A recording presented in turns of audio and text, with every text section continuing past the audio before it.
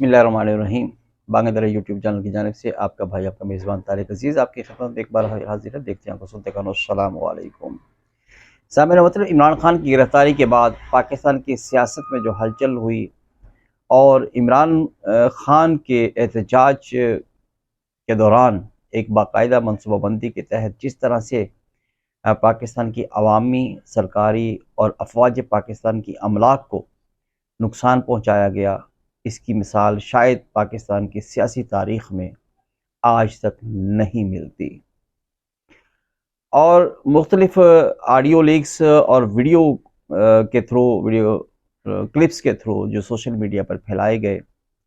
اس کے تحت یہ بات بہت واضح ہو چکی ہے کہ یہ کوئی اتفاقاً حادثاتی طور پر اور احتجاجی طور پر رد عمل نہیں تھا، بلکہ ایک سوچی سمجھی سازش اور منصوبہ بندی کے تحت مخصوص مقامات کو ٹارگٹ کرتے ہوئے یہ سارا کام سر انجام دیا گیا، املاک کو نقصان پہنچایا گیا، جلاؤ گھیراؤ کیا گیا۔ اور مختلف آپ حضرات نے میڈیا کے اوپر دیکھا ہوگا کہ جہاں جہاں پر جس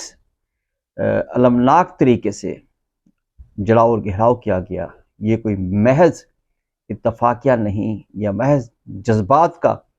رد عمل نہیں ہے، بلکہ یہ ایک باقاعدہ منصوبہ بندی کے تحت کیا گیا ہے۔ جہاں پر بہت سارے واقعات آپ حضرات نے میڈیا کے اوپر رپورٹنگ ہوتے دیکھے ہوں گے، لیکن 2-3 واقعات ایسے ہیں جس کا میں یہاں ذکر کرنا ضرور چاہوں گا کہ کسی جگہ پر کلمہ طیبہ کا لکھا ہوا بورڈ تھا جس پر یہ جاہل قسم کے پروٹیسٹرز جو ہیں، بلوائی قسم کے لوگ جو ہیں، اس کلمہ شریف لکھے ہوئے بورڈ کے اوپر کس طرح سے ڈنڈے برسا رہے تھے اور اس کو توڑ دیا، چکنا چور کر دیا۔ ایک واقعہ میاں والی میں وہ جہاز کا ماڈل تھا جو ایم عالم سے منسوب تھا، اور ایم عالم وہ شخص تھا جس نے 1 یا 2 منٹ جو لکھا جاتا تاریخ میں، اس نے غالباً 5 یا 8 جہاز، جو مجھے اس وقت فوری طور پہ یاد نہیں ہے، کہ ہندوستان کے مار گرائے تھے۔ کہا جاتا ہے کہ وہ چائے پی رہا تھا جب اس کو آرڈر ملا، اور اس نے فوری طور پہ جہاز پکڑا، اور جب وہ جہاز تباہ کر کے واپس آیا تو چائے کا وہ کپ اسی طرح سے گرم تھا، لیکن ان لوگوں نے اس جہاز کو بھی آگ لگا دی ہے۔ ماحول اس وقت گرما گرم تھا، اور جلتی پر تیل کا کام چیف جسٹس آف پاکستان نے کیا جب عمران خان کی گرفتاری کے اوپر اس نے احکامات جاری کیے اور فوری طور پر اس کو عدالت میں پیش کرنے کا حکم دیا، اور پے در پہ صرف 2-3 گھنٹے کے اندر تمام مقدمات پر ایک مخصوص بینچوں نے اس کی ضمانت دی اور اسلام آباد ہائی کورٹ میں پیش کرنے کا حکم دیا، اور جو وہاں پر اس کو پروٹوکول دیا گیا، عمران خان کو اور حکومت کو جو آرڈر کیا گیا، جس طرح سے پروٹوکول دینے کا آرڈر کیا، گیسٹ ہاؤس میں رکھنے کا آرڈر کیا،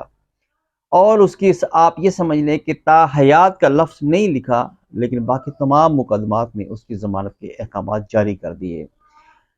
تمام مقدمات جو پہلے سے قائم تھے، جو 9 مئی کو قائم ہوئے یا 9 مئی کے بعد قائم ہوئے عمران خان پر، بات یہیں پر ختم نہیں ہوئی، بلکہ انہوں نے کہا کہ ایسے تمام مقدمات جو ابھی قائم ہونے ہیں اور عمران خان کے نوٹس میں نہیں ہیں، ان پر بھی ان کو ضمانت دی جاتی ہے۔ دوسرے لفظوں میں یہ کہہ لیں کہ وہ مقدمات جس کے بارے میں بھی حکومت سوچ رہی ہے، خیالات پیدا کر رہی ہے، ان کے بارے میں بھی اس کو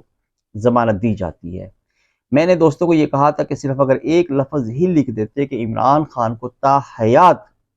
ضمانت دی جاتی ہے کہ ان پر کسی قسم کا مقدمہ نہیں ہوگا، تو ہمیں کوئی حیرانگی نہ ہوتی۔ بہرحال پی ٹی آئی کی حوصلہ افزائی کی گئی chief justice of Pakistan Amrita Bandial کی جانب سے، اور تمام تر سیاسی ماحول اس وقت عجیب سی صورتحال میں مبتلا تھا، اور بظاہر نظر آ رہا تھا کہ عمران خان کو فتح مل گئی ہے نظام کے اوپر، جمہوریت کے اوپر، اور پاکستان کے عام شہری سے بالاتر کوئی مخلوق قرار دیتے ہوئے ان کو ضمانتوں کا ڈھیر لگا دیا گیا۔ اسی دوران ایک انتہائی مرد مجاہد اور اسلامی سکالر اور سیاست کے کنگ، جس نے ہر مرتبہ حکومت کو بحرانوں سے نکالا، اچانک سپریم کورٹ کے سامنے دھرنے کا اعلان کر دیا۔ میری مراد مولانا فضل الرحمان صاحب ہیں۔ مولانا فضل الرحمان صاحب وہ انسان ہیں مولانا فضل الرحمان وہ سیاستدان ہے، وہ جیرک سیاستدان ہے، وہ دور اندیش سیاستدان ہے جس نے ہر لمحہ ہر وقت موجودہ حکومت کو نہ صرف بلکہ کسی بھی موقع پر ضرورت پڑی تو اس نے پاکستان کو بھی بحرانوں سے نکالا ہے۔ انہوں نے اچانک سپریم کورٹ کے سامنے دھرنے کا اعلان کر دیا اور پوری بازی پلٹ کر رکھ دی ہے۔ میں کل کے اور آج کے درمیان چیف جسٹس کا جو رویہ ہے، جو ہفتے والے دن تھا اس کا رویہ اور جو آج سوموار کو رویہ ہے، اس کے اوپر صرف یہی شعر کہہ کر ترجمانی کرنا چاہوں گا۔ یہ اجڑی اجڑی رنگت، یہ بکھرے بکھرے گیسو، یہ اجڑی اجڑی رنگت، یہ بکھرے بکھرے گیسو، تیری صبح بتا رہی ہے تیری رات کا فسانہ۔ آج کی عدالتی کارروائی کے اندر چیف جسٹس آف پاکستان کا رویہ یکسر مختلف تھا۔ وہ شاید حالات کو سمجھ گئے، حالات کی نزاکت کو سمجھتے ہوئے انہوں نے اپنے بہت سارے ریمارکس پاس کیے ہیں۔ میں یہاں پر وہ تفصیلاً بیان نہیں کر سکتا کیونکہ میری اس ویڈیو کا وقت بہت ہی قلیل ہوتا ہے، لیکن واضح ان کے لہجے میں، ان کی لفاظی میں فرق دیکھا جا سکتا تھا۔ بیرسٹر علی ظفر جو پی ٹی آئی کے وکیل ہے، جب انہوں نے بھڑکانے کی کوشش کی چیف جسٹس آف پاکستان عمر بندیال کو کہ آپ کے حکم کی عدولی کی گئی لہذا آپ حکم فرمائیں کہ آئین کے مطابق الیکشن کریں، تو انہوں نے جو جملہ کہا، میں وہ صرف ایک جملہ یہاں پر کاپی کرنا چاہوں گا۔ انہوں نے کہا کہ حالات ایسے نہیں ہیں، ہم نے بہت سارے حالات کو دیکھنا ہوتا ہے، صرف آئین کو ہی نہیں دیکھنا ہوتا، حالات کو بھی دیکھنا ہوتا ہے۔ حالات الیکشن ان حالات میں ہو بھی جائے تو وہ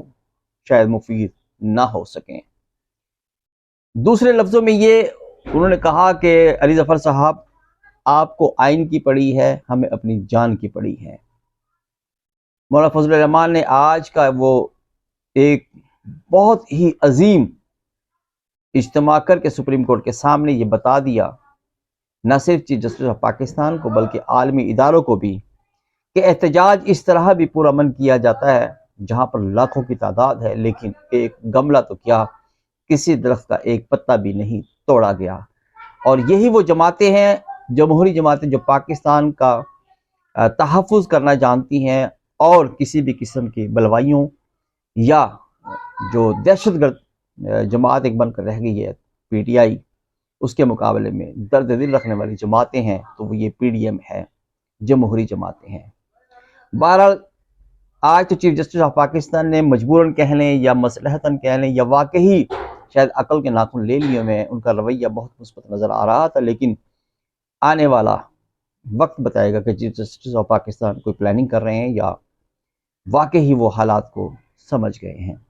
ایک بات تو طے ہے کہ آج کی کور کمانڈر کانفرنس میں یہ بات انتہائی سنجیدگی سے لی گئی کہ وہ تمام بلوائیوں کو، تمام حملہ آوروں کو جو 9 مئی یا 10 مئی کو جنہوں نے املاک کو نقصان پہنچایا، خاص طور پر جو افواج پاکستان کی پراپرٹیز کو نقصان پہنچایا، ان تمام پہچانے گئے، گرفتار کیے گئے بلوائیوں کے خلاف آرمی ایکٹ کے تحت کارروائی ہوگی۔ اور لگ رہا ہے کہ جیسے آرمی انتہائی غصے میں ہے۔ ہمارا مقصد صرف یہ کہ اللہ تعالیٰ پاکستان کو اپنے حفظ و امان میں رکھیں اور پاکستان کے